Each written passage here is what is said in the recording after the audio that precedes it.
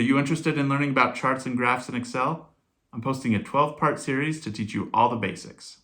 Here's a list of the topics, and in this video we're covering the Chart Format ribbon. Let's look at the other tab of the ribbon that appears when you select a chart. Here we went over the Chart Design ribbon, and now we're looking at the Format tab of the ribbon. So starting here on the left, you've got this section to change the current selection. So right now the whole chart area is selected, which is why this says chart area. And you can click on this Format Selection button. And what that will do is it will bring up this sidebar right here where you have a bunch of different options. So depending on what you've actually selected, you can have this Fill and Line tab, you'll have this Effects tab, and this Size and Properties tab. Sometimes you'll have other tabs up here as well, depending on what you select. So like if we select this, the bar right here, it will come up with this Series Options tab as well. And so over here on the ribbon, you can select different aspects of your chart.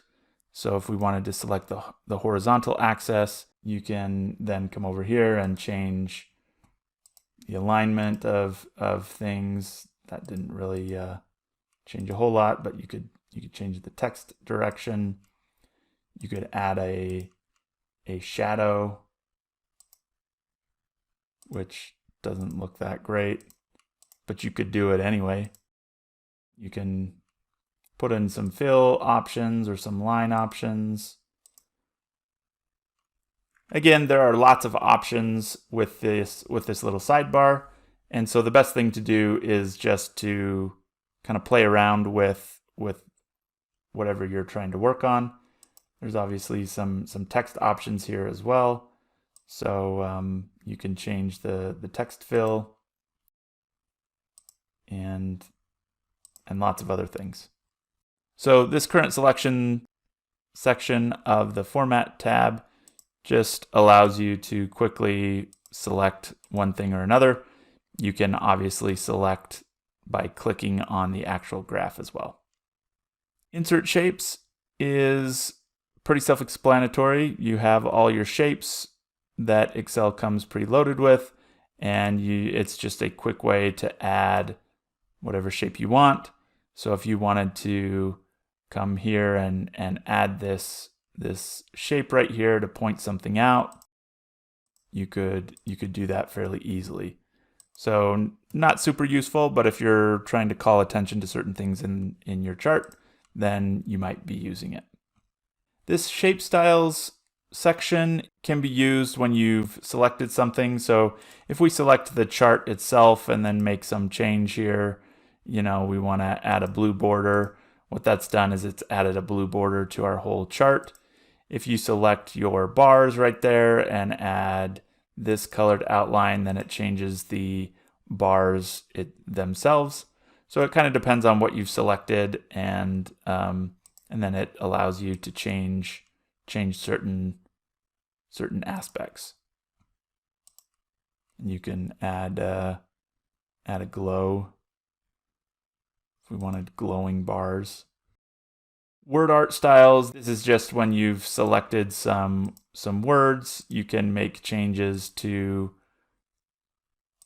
how you want your words or your text to show up.